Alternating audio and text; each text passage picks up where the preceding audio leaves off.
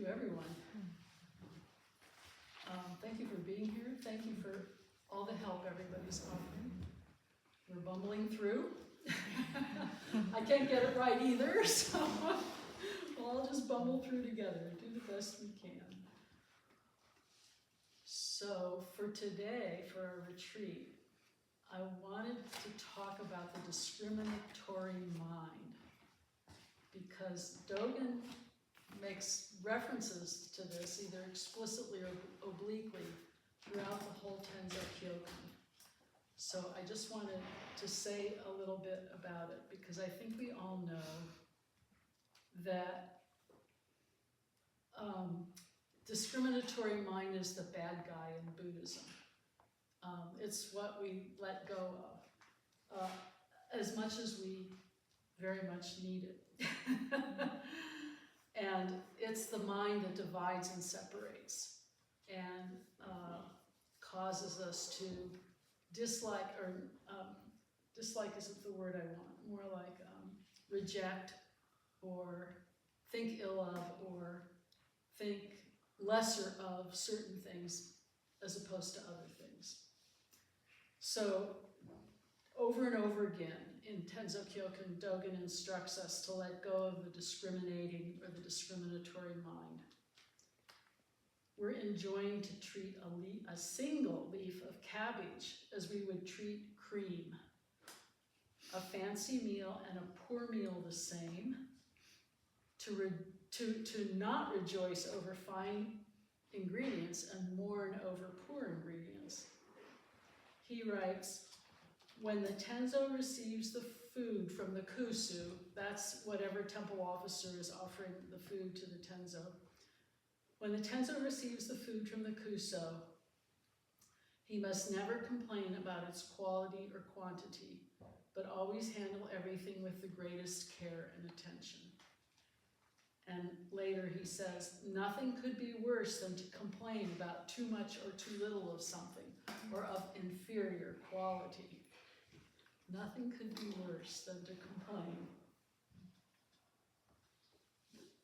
And, you know, some of what I'm quoting today you'll recognize, either from your reading or from other things we've talked about, because Dogen repeats these things so often. Now, as monks in monastic life, this is trained into us in many ways. And one of the ways is the things we don't get to choose. We become monks and we don't get to choose what we eat or when we eat. We eat the food that's offered.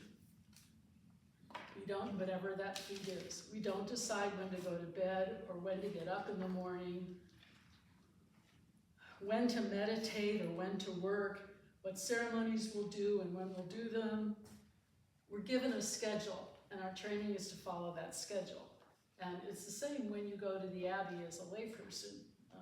You're in the midst of this same way of doing things. So you could say we don't even choose what we wear. Same robes every day. And we can't go to the doctor without permission, though I will say that at Shasta Abbey, permission is pretty much always granted. So, you know, this is one reason why lots of people don't become monks. They'd rather have a little more choice and control over their lives. And yet, it's really valuable training. I think it teaches us so much. And for one thing, it teaches us to let go. I mean, you come to the meal and you go to serve your food and you think, ugh. Well, you get to let go. Actually, the food's pretty good at Shasta Abbey.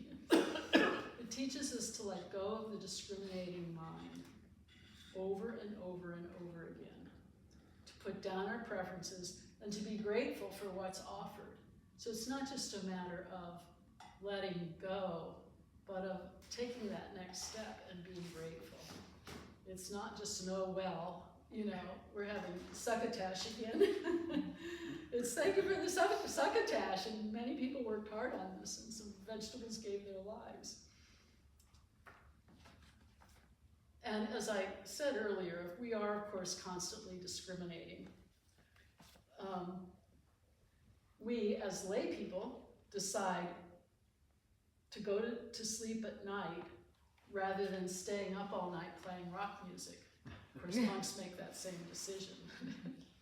Or we decide the opposite. You know, you can stay up all night and play rock music if you want to. We decide what to eat, where to work, what to wear. We decide to wash the dishes after a meal, what to read, what music to listen to or not.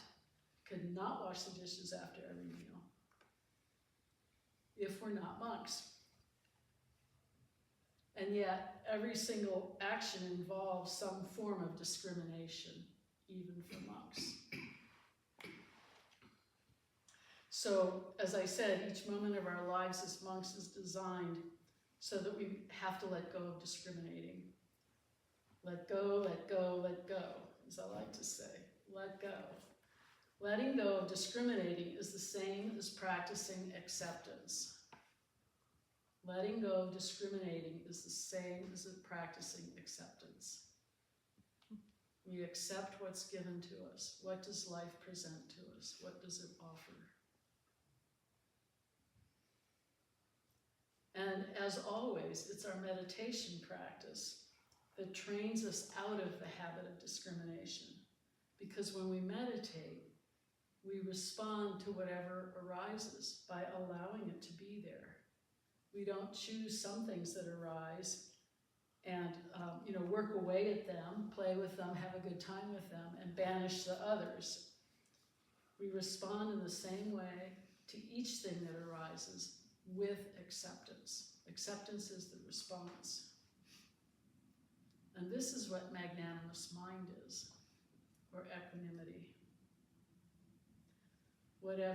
Allowing whatever's there to just be there.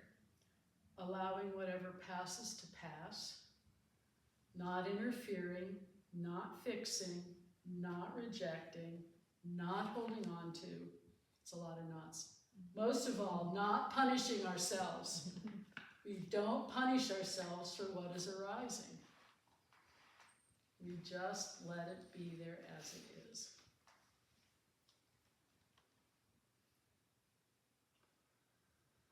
Dogen writes, in preparing food for the community, it's crucial not to grumble about the quality of the ingredients, but rather to cultivate a temper which sees and respects them fully for what they are. The true bond established between ourselves and the Buddha is born of the smallest offering made with sincerity rather than some grandiose donation made without it. This is our practice as human beings. So the true bond established between ourselves and the Buddha is born of the smallest offering. This is our practice as human beings. This is Dogen, when handling and selecting greens, do so wholeheartedly, with a pure mind and without trying to evaluate their quality, in the same way in which you would prepare a splendid feast. The many rivers which flow into the ocean become the one taste of the ocean. All these different rivers become this one taste. This is the particular merging with the absolute or the universal. When they flow into the pure ocean of the Dharma, there are no such distinctions as delicacy or plain food. There is just one taste, and this taste is the Buddha Dharma, the world itself as it is. So Dogen's saying, the world itself as it is the Buddha Dharma, the one taste of everything which flows into it. In cultivating the germ of aspiration to live out the way, as well as in practicing the Dharma, delicious and ordinary tastes are the same and not two. There is an old saying, the mouth of a monk is like an oven. Remember this well. So the mouth of the monk is like an oven means the mouth of a monk is a wide open space in which the whole world can enter and nothing is left out or rejected. Now, of course, practically speaking, the monk doesn't eat poison, right? One has to be that sensible enough. Dogen again, and I'll stop quoting him in a minute. Similarly, do not judge monks as deserving of respect or as being worthless, nor pay attention to whether a person has been practicing for only a short time or for many years. All are treasures of the Sangha. So, Dogen keeps referring to monks here because he's talking to monks, but this is about us too, so please don't feel left out. But as he said, don't pay attention to whether a person has been practicing for a long time or a short time, deserving of respect or not. And now at this point, we're turning from vegetables to people. And so I think that ups the ante for us because we're very good at judging other people, aren't we? And the stakes are higher, I think. I don't know if that's a fair thing to say. Are people more valuable than vegetables? But, there's some pretty heavy consequences when we start judging people harshly. Sometimes it's important to judge, and I put this in quotes, in this way, but we must take great care with what mind we do the judging, because sometimes we need to know this person is, headed towards the dark side. I need to make the choice not to associate with them. That's a reasonable thing to do. We need to take care with who our spiritual friends are. But we have to be careful with the mind that we do that with. We always have to consider whether we might be wrong. I could be wrong, as Reverend Master Vivian said. But it's always important to hold that. It's always important to hold that a person can shift course at any moment. They're always capable of changing course. And we must never be mean-spirited or vicious or competitive in our judgments. Cruel, condemning, banishing, yes, sometimes we have to remove ourselves physically, but we never remove that person from Buddha nature. And it's really important to watch for the subtler and subtler ways we do this. I think as we practice this, those subtler ways that we do this reveal themselves to us. We'll notice a catch in our body or our breath or something like that. Okay, so this non-discrimination that Dogen is pointing to, that Buddhism is pointing to, is what real love is. And I think it's the cultivation of real love that is the true point of our practice. This is why we're practicing. Dogen teaches us over and over again to approach everything with care and attention. Care and attention. This is the beginning of real love. What I'm calling real love, which is very hard to put in words. This is to open the heart and to open the hands, to become wide like the sky, again, receiving all and not rejecting anything, receiving it with care and attention, as Dogen says, with our presence. And we've talked about this a lot. Presence is the greatest gift we can give to anything. Of course, it's quite reasonable to prefer chocolate ice cream to vanilla or vice versa, or, that sort of preference thing. And we do that all the time, and we're going to have those kinds of preferences. But again, we need to take care with the mind we do it with. Is there aversion present? Is there negativity present? We don't need to be negative about vanilla ice cream. I don't think. Or chocolate ice cream. So watch for that little tinge of rejection, aversion, negativity, turning away, making something bad.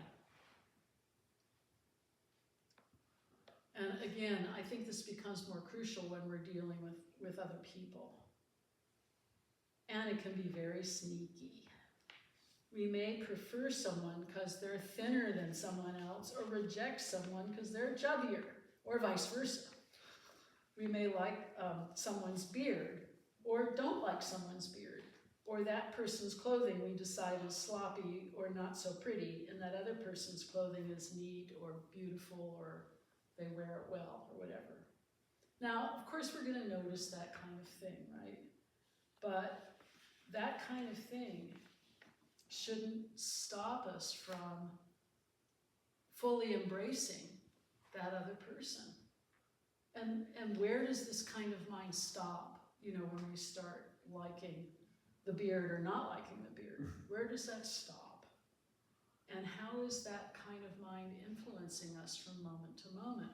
And sometimes, you know, I think if we pay attention, there can be times when we just natter on incessantly about what's wrong with everybody else. It can be very tedious, actually, if you pay attention to it.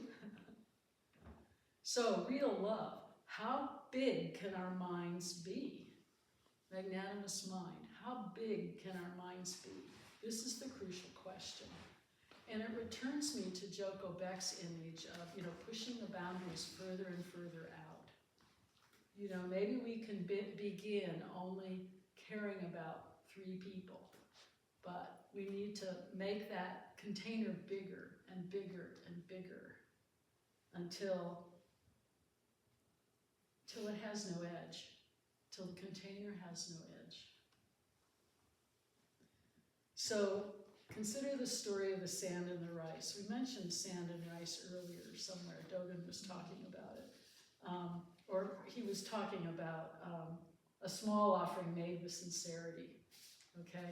So the sand and the rice, a little boy's playing in the sand, and the Buddha walks by. And the little boy, with a very sincere heart, makes an offering of some sand to the Buddha.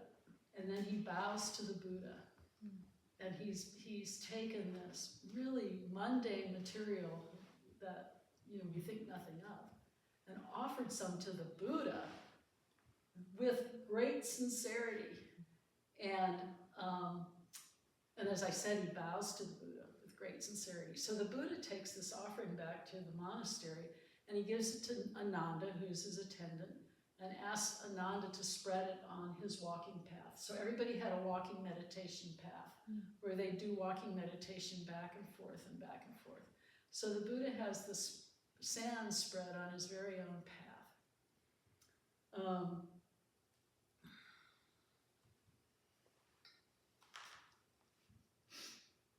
Sorry, I've lost my page here, I think.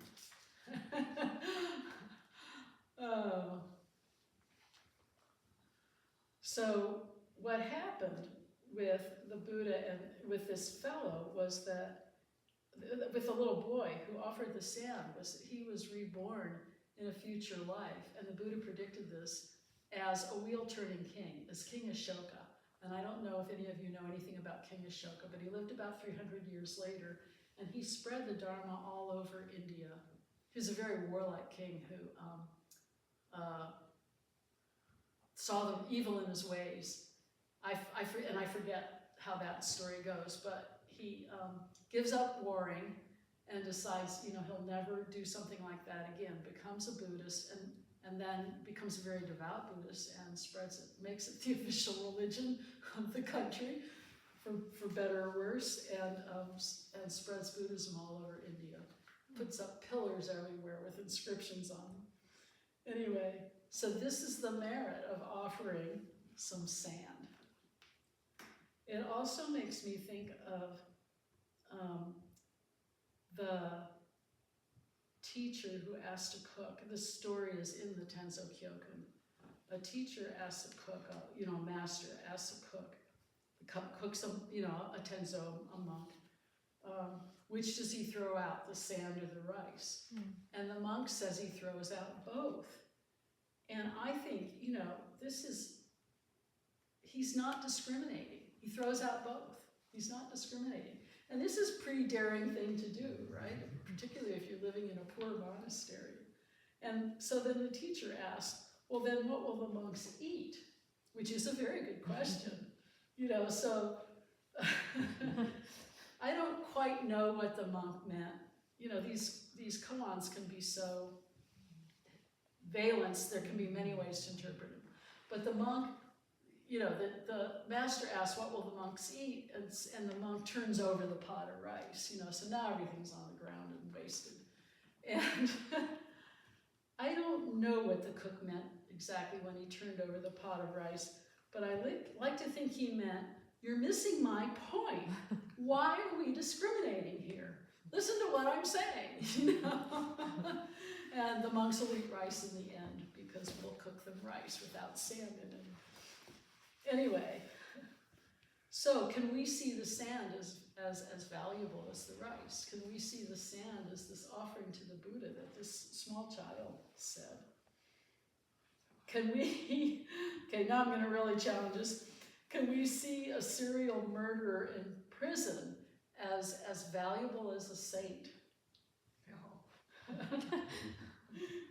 Or that compost, or even our own poo, is as valuable as food. Now, we're not going to eat the compost, but it has its value, right? Can we see a conservative politician as valuable as a liberal one, or vice versa? And, you know, I keep saying things like this over and over and over again because I think we need to practice it over and over and over again. So can we manifest the body of Buddha, with everything that we touch, no exceptions, as Dogen suggests we do with a leaf of cabbage? Again, how big can our minds be? I think this is our challenge, and this is our joy. Because I wonder, doesn't perhaps joyful mind arise naturally when we don't discriminate? When we treat something as the body of a Buddha? Does parental mind, the mind of love, also arise when we don't discriminate? When we treat it as the body of a Buddha? So, as I've been saying, non-discrimination is about love, with a capital L, unconditional love for all beings and for everything, everything. It requires immense equanimity. So I suggest we begin by loving what's easy to love and expanding outward from there. And don't ever stop expanding. You know, the universe is expanding, right? So we're going to just have to keep going. Dogen writes, to cite one example of a person longing for the way. Oh, I'm sorry. This is the boy who gave the sand to the Buddha, so we don't need to hear this again. So, again, this is our challenge and our blessing to have this mind of the child who offers the sand to the Buddha.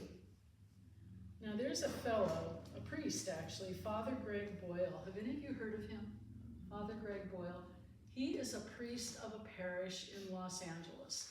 He's assigned this parish, and it's a mostly Latino parish that's incredibly poor, and the whole neighborhood is just riddled with gangs.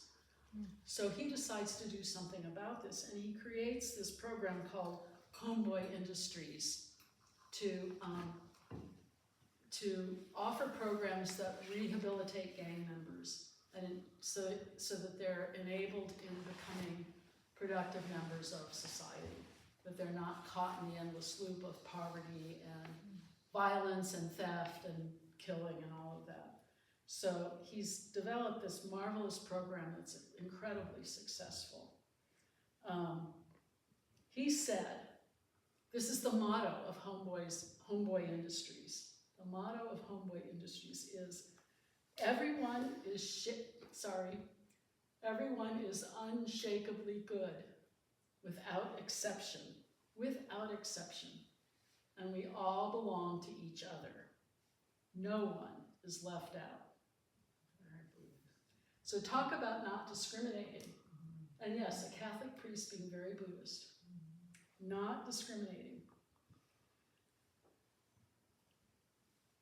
I I think that if you find that you can't quite disagree with what Father Greg is saying, that it would be profitable to investigate why you can't agree.